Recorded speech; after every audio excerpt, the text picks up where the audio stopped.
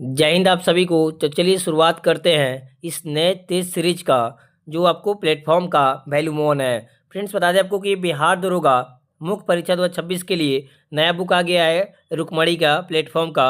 उसका आज हम लोग टेस्ट नंबर 1 देखेंगे। फ्रेंड्स, बता दें इसमें 27 सेट है फ्रेंड्स, ठीक है, जिसमें 5 सेट आपको पेपर 1 हिंदी के लिए है और 22 सेट पेपर 2 समान अध्ययन के लिए है। फ्रेंड्स, मैं पेपर फर्स्ट जो है इस 20 पेपर 2 कराने के बाद करवा दूंगा।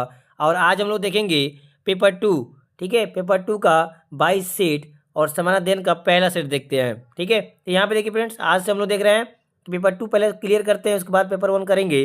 पेपर 2 का समानाध्ययन का पहला टेस्ट सीरीज आज हम लोग कवर करते हैं। तो चलिए शुरुआत करते हैं। तो देखिए फ्रेंड्स, हम लोग देख रहे हैं सेकेंड पेपर का हम लोग समानाध्ययन पहला सेट देख रहे हैं। ठीक है, तो चलिए देखिए पहला क्वेश्चन यहाँ पे कह रहा है, देखिए मैं थोड़ा जूम कर दे रहा हूँ आप लोग के लिए। हाँ, देखिए पहला क्वेश्चन यहाँ पे कह रहा है कि भारत छोड़ो आंदोलन किस वर्ष शुरू हुआ था। तो फ्रेंड्स, याद होगा आप लोगों को कि भारत छोड़ो आंदोलन 1942 में आपको शुरू किया गया था। राइट आंसर आपको ऑप्शन ए हो जाएगा। ठीक है फ्रेंड्स, याद रखिए कि भारत छोड़ो आंदोलन की शुरुआत 9 अगस्त 1942 को हुआ था। कब हुआ था? तो 9 अगस्त 1942 को हुआ था, याद रखिएगा। और 8 अगस्त 1942 को भारत छोड़ो आंदोलन की घोषणा की गई थी, मतलब एक दिन पहले। ठीक है, और 9 अगस्त 1942 को ये शुरुआत हो गया था। ठीक है, कौन सा? तो भारत छोड़ो आंदोलन, याद रखिएगा। ठीक है, चलिए इसके बाद देखते हैं सेकेंड नंबर। कह रहा है कि हवा महल का निर्माण किसने करवाया था। आपसे पूछ रहा है कि हवा महल का निर्माण किसने करवाया था। तो फ्रेंड्स, पता होगा आप लोगों की हवा महल का निर्माण महाराजा सवाई प्रताप सिंह ने करवाया था। कौन सा? तो महाराजा सवाई प्रताप सिंह ने। ऑप्शन यहाँ पे ए बिल्कुल सही हो जाएगा। ठीक है, चलिए इसके बाद देखते हैं। करेक्ट थर्ड नंबर की a passage to India. A passage to India नामक उपन्यास के लेखक कौन है, या लेखक कौन है?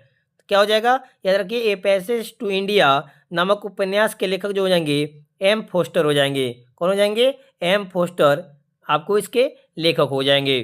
ठीक है, याद रखिए फ्रेंड्स कि ए पैसेज टू इंडिया पुस्तक कब लिखी गई थी? तो 1924 में लिखी गई थी। कब? तो 1924 में ये बुक लिखा गया था। ठीक है, चलिए इसके बाद देखते हैं आगे।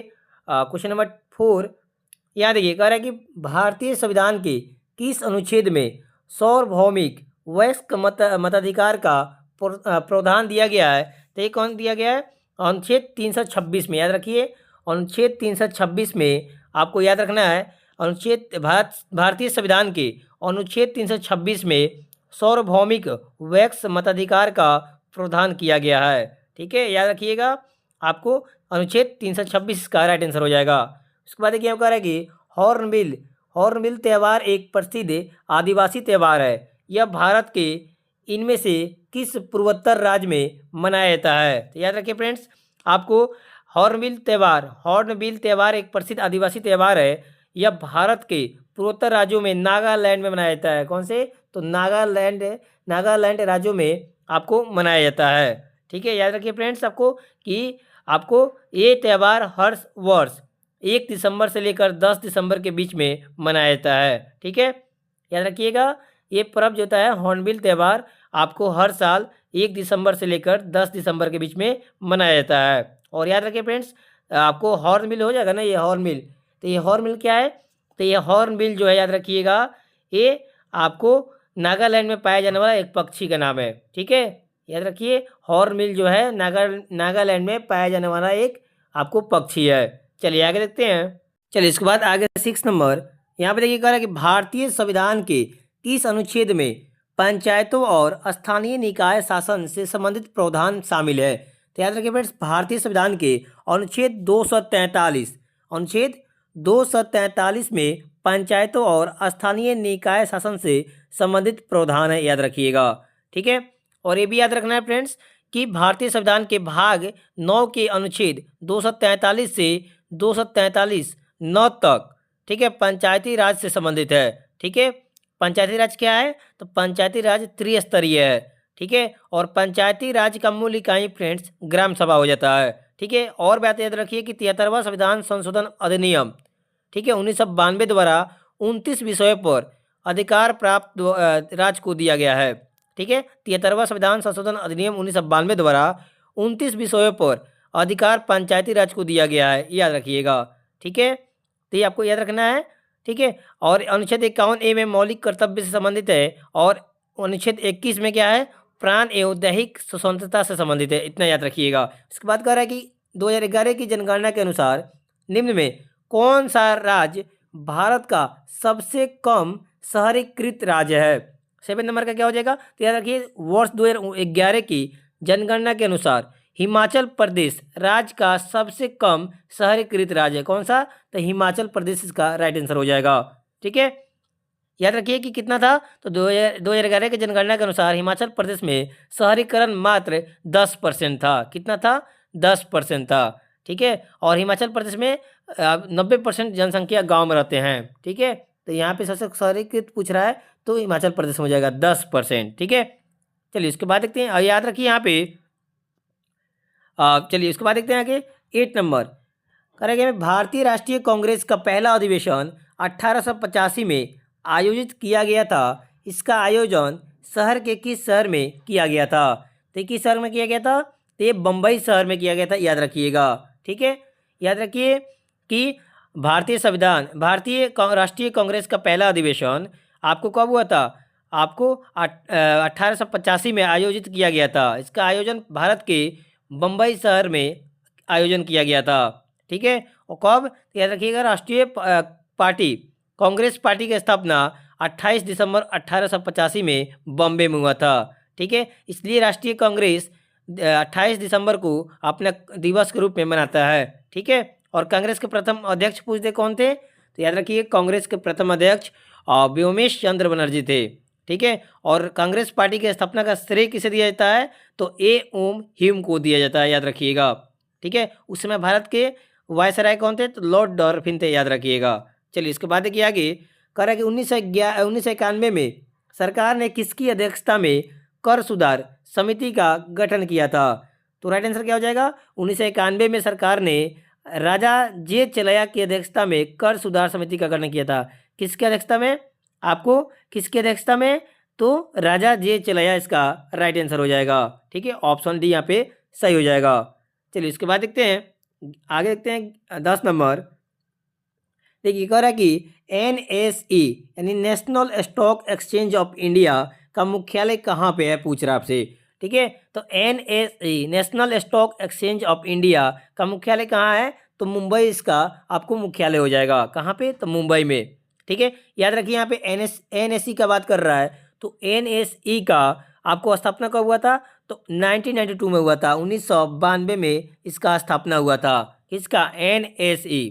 ठीक है, किसका, तो national stock exchange of India का। ठीक है, और याद रखिए फ्रेंड्स BSE जो है ना, आपको याद रखना है BSE होता है वो आपको विश्व का सबसे पुराना शेयर बाजार BSE है। कौन है, तो BSE है, याद रखिएगा। सबसे एशिया का सबसे पुराना आपको शेयर बाजार है BSE। ठीक है, चलिए इसके बाद देखते हैं आगे कह रहा है यहाँ पे कि हीराकुंड बांध किस नदी पर अवस्थित है। याद रखना है कि हीराकुंड बांध जो है वो महानदी पर अवस्थित है। ठीक है, डी हो जाएगा यहाँ पे राइट आंसर। ठीक है, याद रखिएगा फ्रेंड्स कि महानदी छत्तीसगढ़ के धमतरी जिले में सिहावा नामक पर्वत श्रेणी के समीप से निकलकर बंगाल की खाड़ी, ठीक है, बंगाल की खाड़ी में गिरती है। ठीक है, और याद रखिएगा महानदी की लंबाई जो है, आपको महानदी की लंबाई कितनी है, लगभग 885 किलोमीटर है, याद रखिएगा। ठीक है, और आपसे पूछ सकता है फ्रेंड्स कि महानदी का सहायक नदी कौन सा है, तो महानदी की सहायक नदियाँ हो जाएगा आपको तेल, जोंक, शिवनाथ, हंसदेव और मांड आदि सब क्या है, आपको महानदी के सहायक नदी है। ठीक है, और याद रखना है कि महानदी पर हीराकुंड बांध बनाई गई है जो विश्व की सबसे लंबी नदी बांध है, याद रखिएगा। ठीक है, चलिए इसके बाद देखते हैं आगे कह रहा है कि कालिदास सम्मान पुरस्कार प्रारंभ कब किया गया। ठीक है, कब किया गया, तो याद रखना है आपको, याद रखिएगा ये आपको कालिदास सम्मान पुरस्कार मध्य प्रदेश के द्वारा शुरू किया गया है। किसके द्वारा, तो मध्य प्रदेश सरकार के द्वारा ये सम्मान दिया जाता है। कौन सा सम्मान, तो कालिदास सम्मान पुरस्कार दिया जाता है। ठीक है, याद रखिए फ्रेंड्स कि कालिदास को भारत में संस्कृत के सबसे बड़ा संस्कृत भाषा का कवि माना जाता है। और कालिदास जो थे ना, वो गुप्त वंश के महानतम शासक चंद्रगुप्त द्वितीय के दरबार में रहते थे। ठीक है, और वे चंद्रगुप्त द्वितीय के नवरत्न में शामिल थे। ठीक है, कालिदास ने अभिज्ञान शकुंतलम नामक पुस्तक लिखी है। ठीक है, जो कालिदास की महानतम कृति है, याद रखिएगा। उसके बाद देखते हैं आगे। यहाँ देखिए, कह रहा है कि दिनार किस देश की मुद्रा है। ठीक है, तो याद रखिए फ्रेंड्स, दिनार जो होता है वो इराक का मुद्रा हो जाएगा। किसका? तो इराक का मुद्रा हो जाएगा। ठीक है, और इराक की राजधानी कहाँ है? तो याद रखिएगा, इराक की राजधानी कहाँ है? तो बगदाद हो जाएगा। कहाँ हो जाएगा? तो बगदाद जो है वो आपको इराक की राजधानी है, याद रखिएगा। चलिए आगे देखते हैं। देखिए 14 नंबर क्वेश्चन कह रहा है कि भारतीय संविधान का कौन सा प्रावधान दल बदल निरोध से संबंध रखता है। तो याद रखिएगा, भारतीय संविधान की 10वीं अनुसूची जो होता है फ्रेंड्स, 10वीं अनुसूची, ये आपको संबंध इसका दल बदल विरोधी कानून से संबंधित है। ठीक है, याद रखिए फ्रेंड्स, 1985 ईस्वी में राजीव गांधी के प्रधानमंत्री काल में संविधान के 52वां, ठीक है 52 नंबर का 52वां आपको संविधान संशोधन द्वारा दल बदल कानून जोड़ा गया। ठीक है, याद रखना है आपको। और कब जोड़ा गया? तो 52वां संविधान संशोधन के द्वारा 10वां दल बदल कानून जोड़ा गया। ठीक है, चलिए इसके बाद देखिए आगे। आगे कह रहा है आपसे कि निम्न में कौन सा राज्य पार्टी नहीं है। ठीक है, कह रहा है कौन सा राज्य पार्टी नहीं है, तो राइट आंसर हो जाएगा बहुजन समाज पार्टी। ये जो है आपको राज्य पार्टी नहीं है। ठीक है, याद रखिए, बहुजन समाज पार्टी आपको राज्य स्तरीय पार्टी है। ठीक है, राज्य पार्टी नहीं है बल्कि राज्य स्तरीय पार्टी है। ठीक है, राज्य स्तरीय पार्टी है और पार्टी की मान्यता चुनाव आयोग देता है। ठीक है, याद रखिए, बहुजन समाज पार्टी के संस्थापक कौन थे? तो कांसी राम थे। कब? तो 1984 में, आपको ये याद रखना है। ठीक है, और याद रखिए कि बहुजन समाज पार्टी के वर्तमान अध्यक्ष कौन है? तो मायावती है, याद रखिएगा। ठीक है, अब बहुजन समाज पार्टी का चिन्ह क्या है? तो हाथी है, याद रखिएगा। ठीक है, चलिए आगे देखते हैं। देखिए यहाँ पे फ्रेंड्स, यहाँ पे मैथ 16 नंबर मैथ आ गया। आप मैथ यहाँ बताना फ्रेंड्स, थोड़ा वीडियो लंबा हो जाएगा, इस कारण से फ्रेंड आप लोग टेलीग्राम ज्वाइन कर लीजिएगा। ठीक है, टेलीग्राम ज्वाइन कर लीजिएगा, वहाँ पे मैं इसका सॉल्यूशन डाल दूंगा, वहाँ से आप देख सकते हैं। ठीक है, डिस्क्रिप्शन में आप टेलीग्राम चैनल का लिंक दिए हैं, वहाँ से ज्वाइन कर लीजिएगा, वहाँ पे आपको इस सबका PDF मिल जाएगा। ठीक है, तो 60 नंबर कर लीजिएगा, राइट आंसर आपको C हो जाएगा। और यहाँ पे 17 नंबर भी मैथ है, 17 नंबर का भी C आ जाएगा, कर लीजिएगा। और यहाँ पे देखिए 18 नंबर का, 18 का आपको B आ जाएगा और 19 का जो आएगा C हो जाएगा। घबराना नहीं है फ्रेंड्स, मैथ आपको प्रॉब्लम आएगा तो आप मैसेज कीजिएगा कमेंट बॉक्स में, मैं इसका सॉल्यूशन आपको बना कर डाल दूंगा टेलीग्राम ग्रुप में। ठीक है, इसके बाद देखिए यहाँ पे 20 नंबर का, ठीक है मैथ पूछ दिया 20 नंबर का, तो राइट आंसर आपको ऑप्शन ए हो जाएगा, 3 हो जाएगा। ठीक है, 40 और 50 के बीच में कितनी आभाज्य संख्या है, इसके पहले मैं करवा चुका हूँ फ्रेंड्स। 3 आभाज्य संख्या है, 41 हो जाएगा, 43 हो जाएगा और 47 हो जाएगा। ठीक है, ये आपको आभाज्य संख्या हो जाएगा 3। ठीक है, बीच में पूछ रहा है फ्रेंड्स, आभाज्य संख्या क्या होता है? जो एक से कटे और सेल्फ नंबर से कटे, उसी को आभाज्य संख्या बोलते हैं। ठीक है, तो 41 जो होता है ना, एक से कटेगा नहीं तो 41 से कटेगा, समझ रहे हैं? 43 उसी तरह और 47 उसी तरह। ठीक है, चलिए इसके बाद देखते हैं आगे। कह रहा है कि यहाँ पे देखिए आप 21 नंबर मैथ है, एवरेज औसत पूछ रहा है आपको, तो सिंपल सा है, 21 का निकाल लीजिएगा। देखिए यहाँ पे 10 संख्याओं का एक फल 432 कह रहा है। नॉर्मल क्या करते हैं, इस सॉल्यूशन में कुछ नहीं करते हैं, यहाँ 432 बटा यहाँ 10 कर देते हैं और यहाँ पे पॉइंट बीच में लग जाएगा 43.2, तो क्या हो जाएगा इसका राइट आंसर? 43.2 इसका राइट आंसर आ जाएगा। सिंपल सा था, कर लीजिएगा, नहीं होगा कमेंट कीजिएगा, इसका सोल्यूशन डाल दूंगा। देखिए 22 नंबर क्या है ना, यहाँ पे आपको 2 कथन दिया हुआ है। ठीक है, 22 नंबर देखिए, कह रहा है कि कथन 1 कि पदार्थ के कणों के बीच रिक्त स्थान होता है। ठीक है, क्या कह रहा है आपको? पदार्थों के कणों के बीच में रिक्त स्थान होता है, आपको बिल्कुल सही है। और क्वेश्चन आर कह रहा है कि तापमान बढ़ने, ठीक है, तापमान बढ़ने पे कणों की गति घट जाती है, ये गलत है। ठीक है, आपसे पूछ रहा है यहाँ पे कौन सा ही विकल्प चुनना है, तो राइट आंसर ऑप्शन C हो जाएगा, केवल कथन 1 सही है। ठीक है, उसके बाद देखिए यहाँ पे आगे 23 नंबर यहाँ पे देखिए कह रहा है कि विस्थापन अभिक्रिया यानी डिस्प्लेसमेंट रिएक्शंस की सक्रियता के बारे में आपको बताना है, यहाँ पे कौन सही है। ठीक है, यहाँ देखिए कह रहा है कि पहला जिंक कॉपर को उसके लवण विलयन से विस्थापित कर सकता है क्योंकि जिंक अधिक अभिक्रियाशील है। ठीक है, तो यहाँ पे ध्यान दीजिएगा, आपको ये बिल्कुल सही है। उसके बाद कह रहा है कि आयरन आयरन की कील को कॉपर सल्फेट विलयन में डालने पर विलयन का रंग आपको नीला रंग अपवर्तित रहेगा। ठीक है, यहाँ पे क्या कर रहा है आपको नीला रंग अपवर्तित रहेगा, ये आपको गलत हो जाएगा। ठीक है, इसके बाद देखिए थर्ड नंबर कि कॉपर और जिंक सल्फेट विलयन से जिंक को विस्थापित कर सकता है, बिल्कुल गलत है। राइट आंसर क्या हो जाएगा 23 का ऑप्शन सी हो जाएगा, केवल 1 सही है, केवल 1 नंबर कथन जो है वो सही है। ठीक है, चलिए नेक्स्ट यहाँ पे देखिए फ्रेंड्स आगे 24 नंबर कर रहा है रेडॉक्स अभिक्रिया जो दिया हुआ है MnO2 प्लस 4HCl। ठीक है, उसके बाद MnCl2 plus H2O plus Cl2 के बारे में दिया हुआ है। पूछ रहे आपसे कौन सा कथन सही है, तो राइट आंसर हो जाएगा ऑप्शन सी। यहाँ पे केवल जो है ना 2 नंबर कथन सही हो जाएगा। ठीक है, यहाँ पे अपचयन हो रहा है। फ्रेंड्स याद रखिए किसी पदार्थ से ऑक्सीजन का निकलना या हाइड्रोजन का जुड़ना अपचयन होता है। फ्रेंड्स यहाँ पे देखिए MnO2 से O हटकर आपको MnCl2 में, ठीक है, MnCl2 बन रहा है, अर्थात MnO2 अपचयन हो रहा है। तो यहाँ पे ऑप्शन बी बिल्कुल सही हो जाएगा।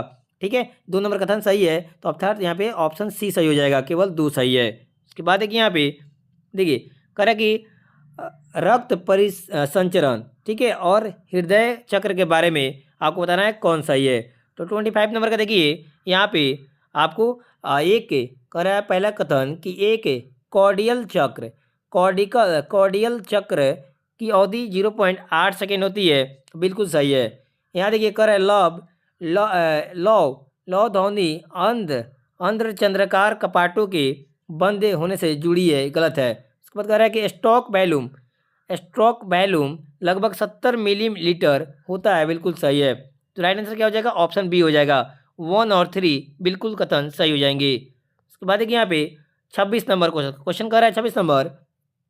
अभी कथन ए कह रहा है यहाँ पे कि इंसुलिन एक हाइपर ग्लाइसेमिक, ठीक है, हार्मोन है। इंसुलिन क्या है, एक हाइपर ग्लाइसेमिक हार्मोन है। और करण आर कह रहा है यह हेपेटोसाइट्स और एडिपोसाइट्स द्वारा ग्लूकोज के ग्रहण और उपयोग को बढ़ाता है। तो राइट आंसर क्या हो जाएगा यहाँ पे फ्रेंड्स, ए असत्य है लेकिन आर सत्य हो जाएगा। ऑप्शन डी यहाँ पे बिल्कुल सही हो जाएगा।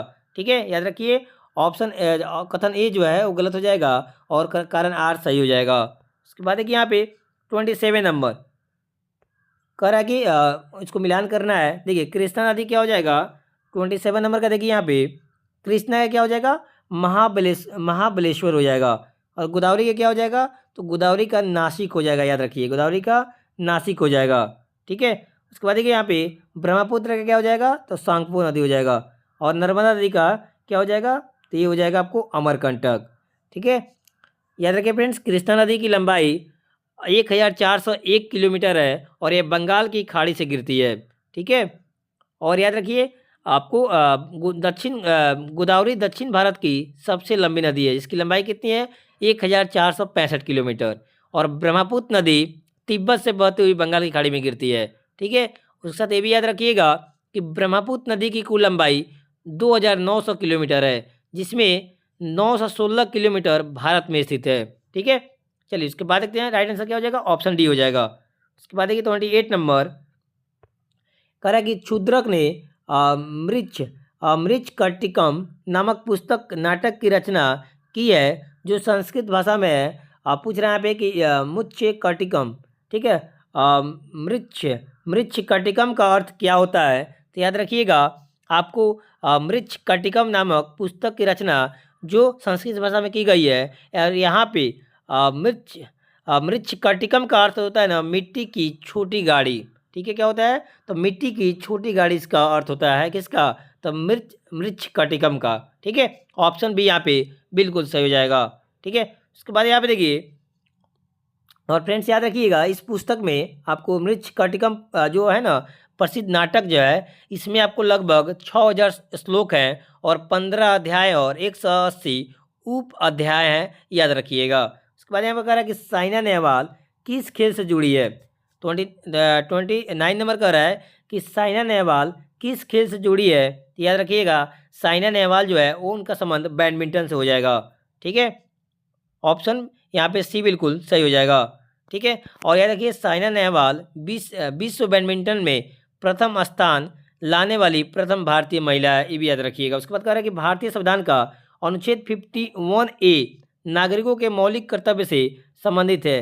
किस संविधान संशोधन से इसे लाया गया है? तो याद रखिएगा ये आपको लाया गया है भारतीय संविधान के 42वां संविधान संशोधन के द्वारा। कौन सा?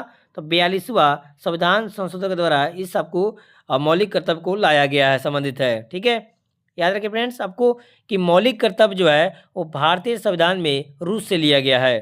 ठीक है, और मौलिक कर्तव्य आपको सरदार स्वर्ण सिंह समिति की सिफारिश पर 1976 में, ठीक है, 1976 में लागू किया गया था।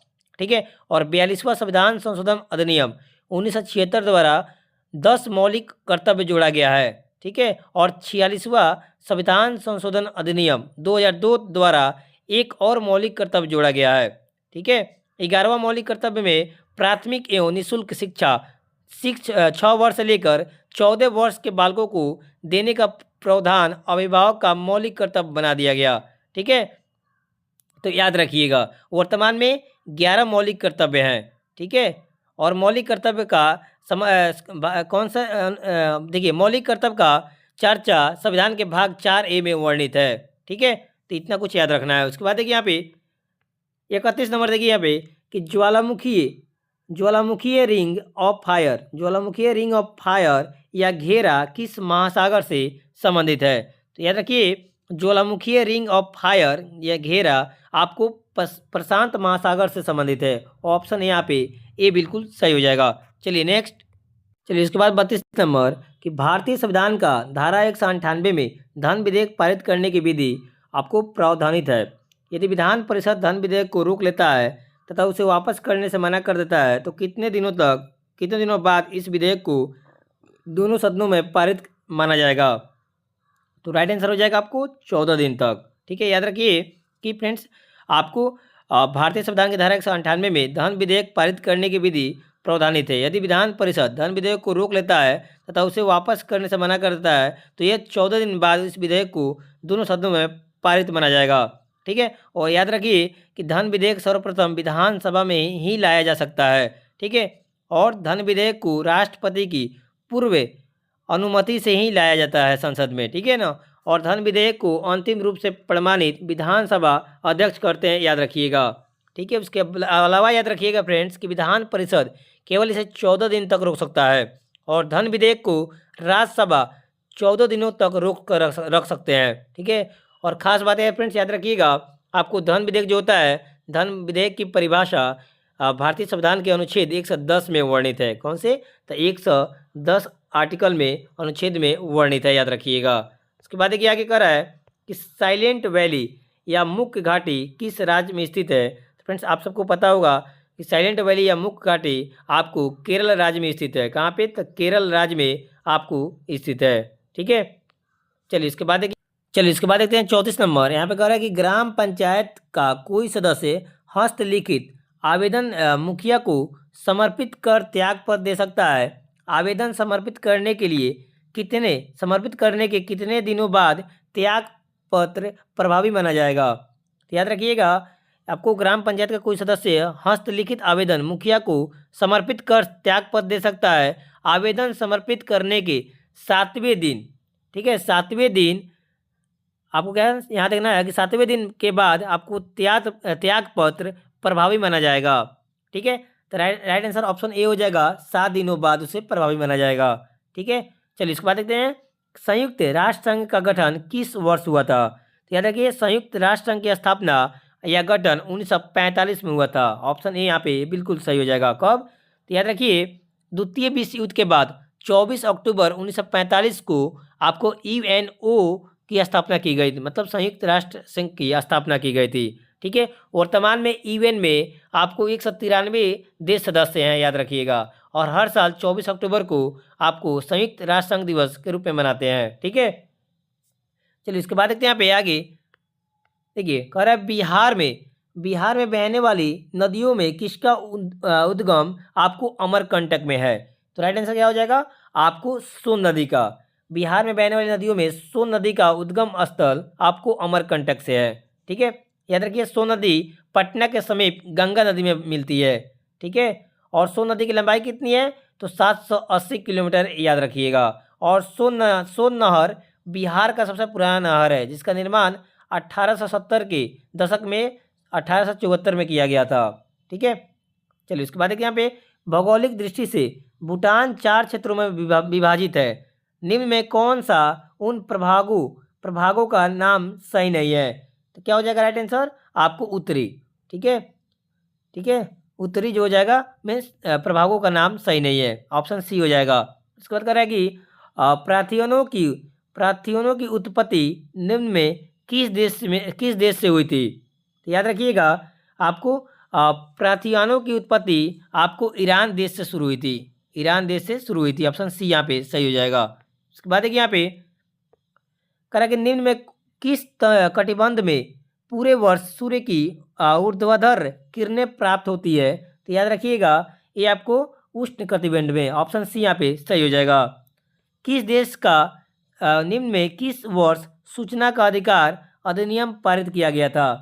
तो याद रखिए फ्रेंड्स 2005 में आपको सूचना का अधिकार अधिनियम पारित किया गया था। ठीक है, याद रखिए फ्रेंड्स 12 अक्टूबर 2005 को सूचना का अधिकार अधिनियम कानूनी अधिकार के रूप में आया, याद रखिएगा। ठीक है, 2005 में। उसके बाद देखिए आगे कह रहा है कि न्यायमूर्ति बेला त्रिवेदी का ऐतिहासिक निर्णय और निम्न में कौन सा है जिनकी आधिकारिक सेवानिवृत्ति जून 2025 को निर्धारित है? तो राइट आंसर क्या हो जाएगा आपको?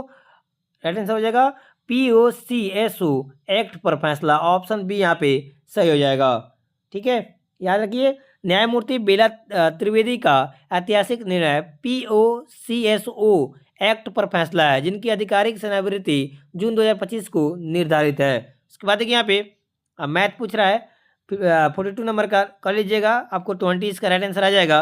उसके बाद देखिए 43 नंबर का मैथ पूछ दिया, 43 नंबर का राइट आंसर क्या हो जाएगा? ऑप्शन सी हो जाएगा। और 44 नंबर का ऑप्शन बी हो जाएगा। चलिए उसके बाद देखिए यहाँ पे 45 नंबर में मैथ है, राइट आंसर 46 हो जाएगा।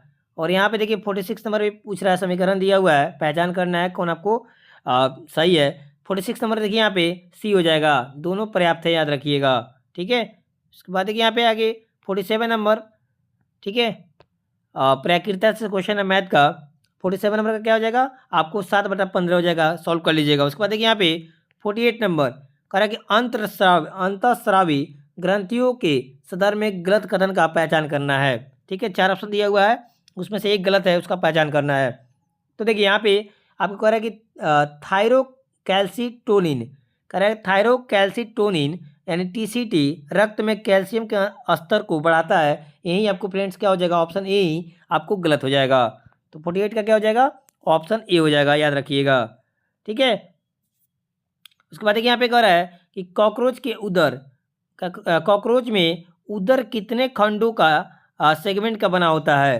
तो कितने बना होता है? तो याद रखिएगा 10 खंडों का बना होता है। ठीक है, 10 सेगमेंट का आपको बना होता है, कॉकरोच में उदर का 10 खंडों का बना होता है, ऑप्शन सी यहाँ पे सही हो जाएगा।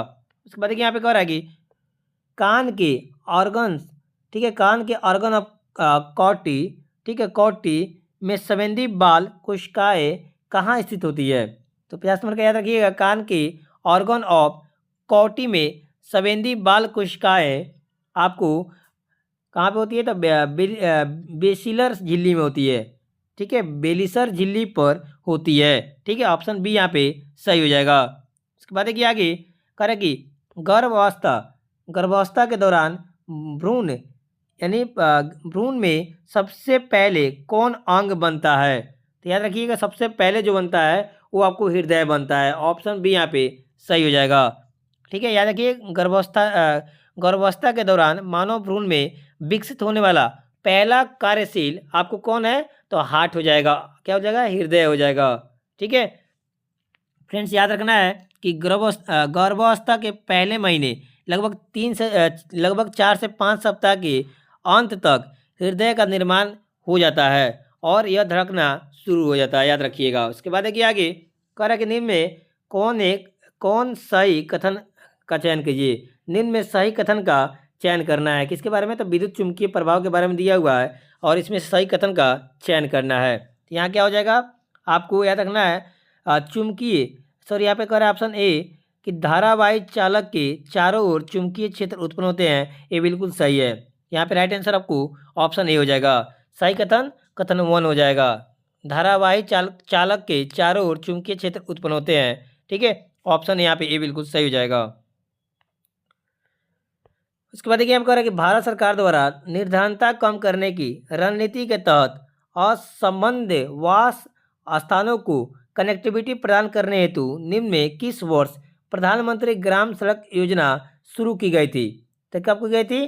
तो 2000 में ये शुरू की गई थी। ठीक है, उसके बाद देखिए यहाँ पे आगे कह रहा है कि कह रहे हैं यहाँ पे कोपिली। फ्रेंड्स यहाँ पे लिखिए ल है, ठीक है, कोपली है। मैं लिख दे रहा हूँ यहाँ पे जो दिया है ना कोपली है।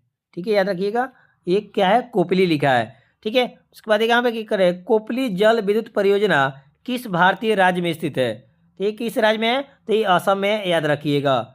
ठीक है, चलिए नेक्स्ट।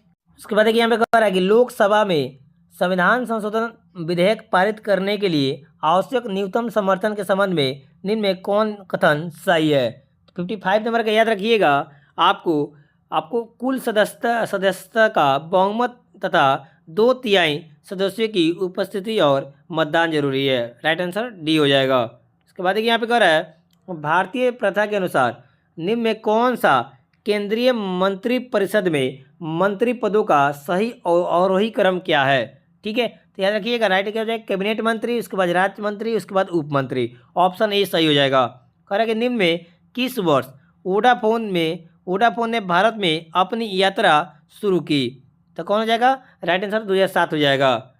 उसके बाद देखिए यहाँ पे कह रहा है कि भारत सरकार अधिनियम 1935 में कितनी अनुसूचियाँ थी? ठीक है, तो याद रखिएगा भारत सरकार अधिनियम 1935 में आपको 10 अनुसूचियाँ थी। ठीक है, गोपत, यहाँ देखिए गोपत ब्राह्मण निम्न में किस वेद से संबंधित है? तो याद रखना है गोपत ब्राह्मण अथर्ववेद से संबंधित है। ऑप्शन सी सही हो जाएगा। प्रसिद्ध तबला वादक जाकिर हुसैन निम्न में किस संगीत घराने से संबंधित थे? तो याद रखिएगा राइट आंसर हो जाएगा आपको पंजाब घराना से। ऑप्शन डी यहाँ पे सही हो जाएगा।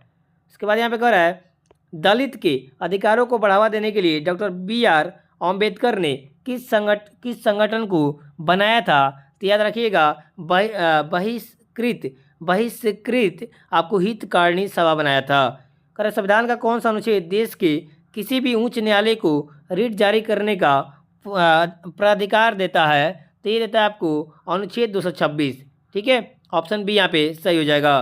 उसके बाद कह रहा है कि अशोक के शिलालेखों में मुख्यतः किस भाषा और लिपि का प्रयोग किया गया है? तो ये किया गया प्राकृत और ब्राह्मी भाषा का। मिश्रित अर्थव्यवस्था में कौन कौन से क्षेत्र मिलकर काम करते हैं? तो ये आपको याद रखना है सहकारी और निजी दोनों क्षेत्र मिलकर काम करते हैं। उसके बाद यहाँ पे कह रहा है कि कौन सी पर्वतमाला त्रिभुजाकार है और जिसका शीर्ष रत्नापुरी पर है तथा अन्य 2 भुजाएं ताप्ती और पवित्र नर्मदा नदी के समानांतर है? तो राइट आंसर क्या हो जाएगा? सतपुड़ा पर्वतमाला। ऑप्शन डी यहाँ पे सही हो जाएगा। उच्च न्यायालयों के मुख्य न्यायाधीश और न्यायाधीशों की नियुक्ति किसके द्वारा की जाती है? तो ये आपको राष्ट्रपति के द्वारा की जाती है, याद रखिएगा। ठीक है, चलिए उसके बाद देखते हैं आगे। कह रहा कि 1887 में हेनरिक रुडोल्फ हर्ट्ज ने किस काम को अपने प्रयोगों की एक श्रृंखला को करने के लिए लागू किया जिससे उन्होंने रेडियो तरंगे उत्पन्न की? तो राइट आंसर हो जाएगा आपको James Clerk Maxwell. Option C यहाँ पे बिल्कुल सही हो जाएगा। ठीक है, और याद रखिए निर्वात में प्रकाश की चाल जो होती है ना 3 × 10⁸ मीटर पर सेकेंड होता है। ठीक है, चलिए उसके बाद देखते हैं आगे। देखिए आगे 68 नंबर कह रहा है कि अब निम्न प्रश्नों को पढ़े, नीचे 3 कथन दिए हुए बताना है उसमें कौन सही है। प्रश्न कर रहा है कि लीला के पास 4 अलग अलग रंगों का 10 हेयर क्लिप है, पता लगा कि उसके पास कितने नीले क्लिप है? फ्रेंड्स देख लीजिएगा, इसका राइट आंसर आ जाएगा 68 का आपको बी हो जाएगा। कथन 1 2 3 एक साथ पर्याप्त हैं। ठीक है, उसके बाद देखिए आगे ये भी कथन निष्कर्ष है, कर लीजिएगा 69 का आ जाएगा आपको। ऑप्शन ए हो जाएगा कथन 1 और 2 सात पर्याप्त है। ठीक है, इसके बाद देखिए यहाँ पे 70 नंबर मैथ कर लीजिएगा। ठीक है, तो इसका राइट आंसर क्या जाएगा 70 नंबर का, आपको बी हो जाएगा। मैथ नहीं बनेगा कमेंट कीजिएगा, मैं टेलीग्राम में आपको सोल्यूशन बना कर डाल दूंगा या इसका सोल्यूशन डाल दूंगा, ठीक है। उसके बाद 71 नंबर का देखिए, ठीक है, ये भी मैथ है। 71 का क्या हो जाएगा, ऑप्शन डी हो जाएगा, ठीक है। फ्रेंड्स ऐसा क्वेश्चन आपको मैथ में भी चाहे रीजनिंग में पूछ सकता है, ठीक है, तो यहाँ पे डी हो जाएगा। उसके बाद देखिए यहाँ पे रीजनिंग है फ्रेंड्स, 72 नंबर रीजनिंग है, राइट आंसर आपको DBIF डी हो जाएगा। और यहाँ देखिए 73 नंबर का आपको राइट आंसर बी हो जाएगा। उसके बाद देखिए 74 नंबर कथन ए कह रहा है, अभी कथन ए कि पारे यानी मरकरी का मेनिस्कोप कांच की नली में अवतल होता है, ठीक है। और करण आर कह रहा है कि पारा कांच को भिगोता है क्योंकि पारे का संसंजक बल पारा और कांच के बीच के आसंजक बल से बहुत अधिक होता है। तो 74 का क्या हो जाएगा, आपको हो जाएगा। अभी कथन ए और आर दोनों असत्य हैं, मतलब दोनों गलत हो जाएंगे। उसके बाद देखिए यहाँ पे कह रहा है कि पलवंत के संतुलन, ठीक है, के बारे में बताना है आपको, ठीक है। तो यहाँ 75 का क्या हो जाएगा, आपको याद रखना है। यहाँ पे कथन ए जो है वो गलत हो जाएंगे और सेकेंड नंबर यहाँ पे कथन जो हो जाए बिल्कुल सही है। और आगे देखिए, और यहाँ पे देखिए थर्ड नंबर कह रहा है तैरती हुई वस्तु का भार उसके द्वारा विस्थापित द्रव के भार से आपको हमेशा कम या बराबर था, बिल्कुल सही है। यानी राइट आंसर हो जाएगा ना, ऑप्शन बी हो जाएगा, केवल सेकेंड और थर्ड कथन सही हो जाएगा। उसके बाद देखिए यहाँ पे देखिए 76 नंबर कह रहा है कि एक लड़का जिसका द्रव्यमान 40 केजी है, ठीक है, 40 केजी है और 20 सीढ़ियाँ प्रत्येक 15 सेंटीमीटर ऊंची 10 सेकंड में चढ़ता है, तो जी का मान दिया हुआ है, बताना है कौन कथन यहाँ पे सही है। तो 76 का याद रखिएगा, आपको केवल 1 हो जाएगा, कुल शक्ति जो हो जाएगा 120 वाट हो जाएगा, ठीक है।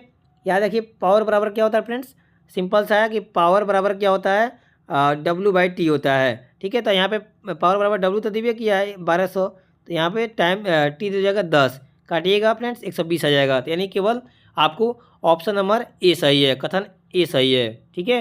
उसके बाद देखिए आगे यह कह रहा है कि एक धातु ऑक्साइड M2O3 का मूलानुपात सूत्र भार और आणविक भार समान है, यदि उसमें 30% ऑक्सीजन है तो धातु का परमाणु भार क्या होगा। तो राइट आंसर क्या हो जाएगा, आपको 56 हो जाएगा, ठीक है, क्या हो जाएगा 56 हो जाएगा। उसके बाद देखिए आगे यहाँ पर कह रहा है कि DNA प्रतिकृति के बारे में गलत पहचान करना है।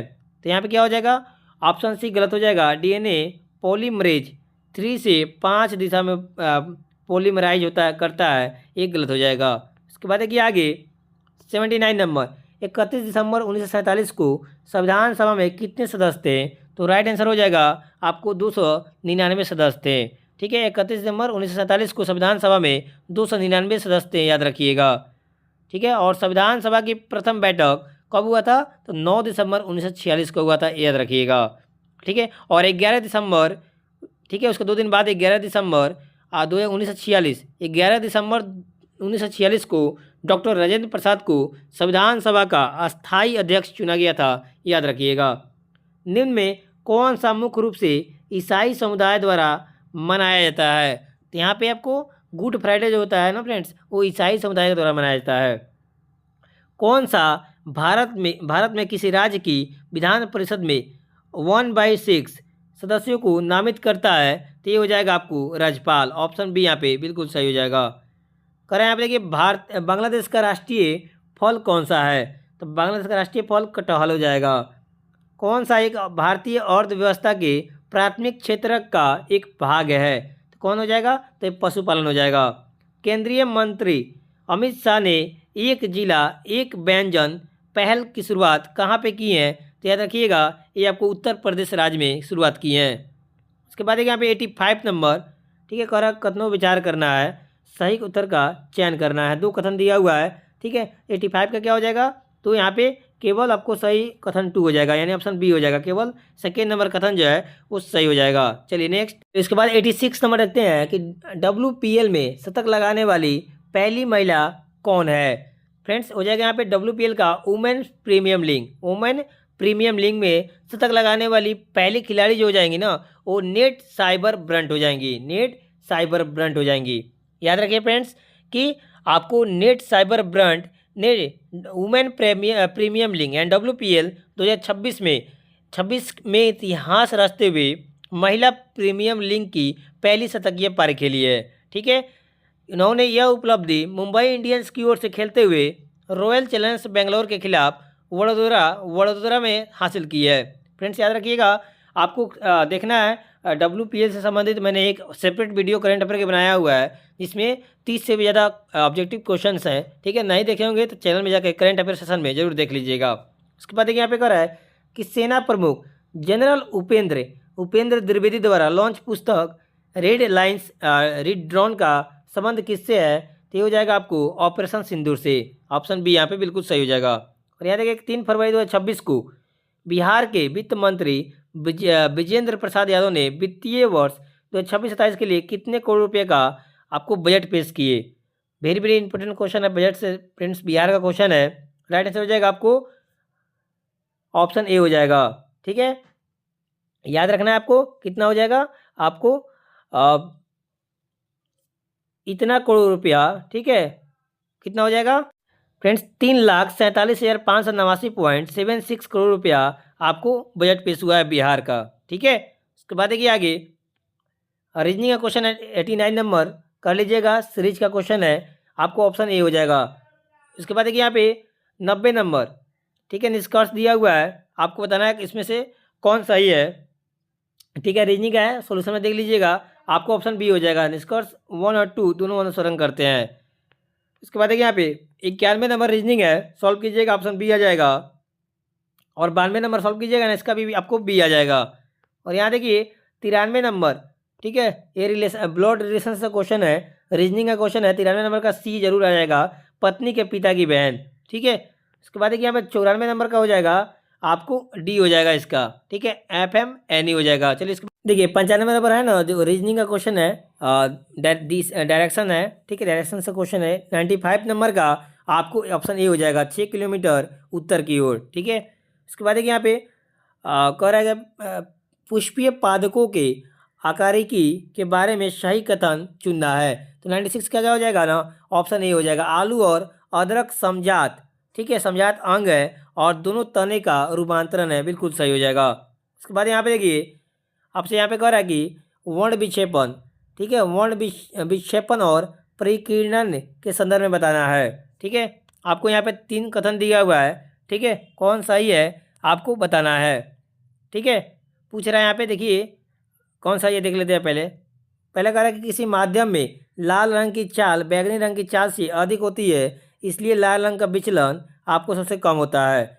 ठीक है, और यहाँ पे याद रखिएगा ये बिल्कुल सही है। उसके बाद कह रहा है कि रेले के परिकर्णन नियम के अनुसार प्राकृतिक प्रकाश की तीव्रता तरंग दैर्घ्य की चौथी घात के व्युत्क्रमानुपाती होती है। ठीक है, एस आपको इन्वर्सली प्रोपोर्शनल टू 1/λ4 होता है, बिल्कुल सही है। उसके बाद यहाँ पे देखिए आपको रमन प्रभाव एक सुसंगत परिकर्णन है, जिसमें आपतित और परिकिरणित प्रकाश की तरंगें समान होती है, ये गलत हो जाएगा। राइट आंसर क्या हो जाएगा, ऑप्शन बी हो जाएगा। केवल सेकेंड और फ्रेंड्स 1 मिनट, इसका राइट आंसर इसका ऑप्शन सी हो जाएगा।